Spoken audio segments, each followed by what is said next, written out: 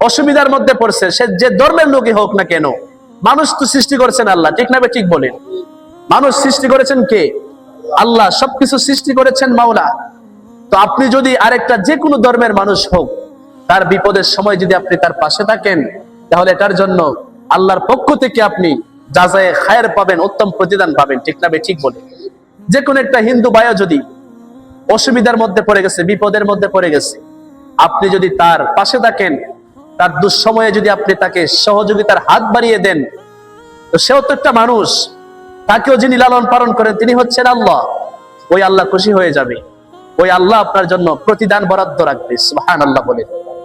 এই জন্য আমাদের বদ খাসিয়ত গুলি আমাদেরকে পরিত্যাগ করতে হবে।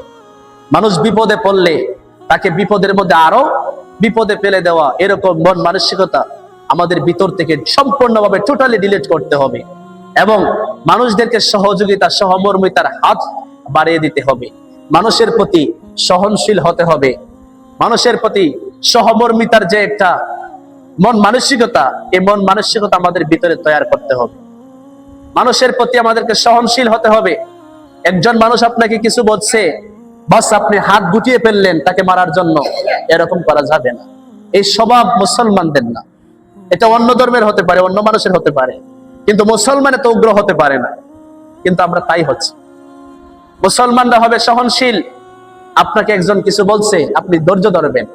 আমার আল্লাহ তাআলা বলেছেন, ইন্নাল্লাহা মা'আস সাবিরিন। যে ব্যক্তি ধৈর্য ধারণ করবে, ওই ব্যক্তির সাথে আমার আল্লাহ রয়েছেন। সুবহানাল্লাহ বলে।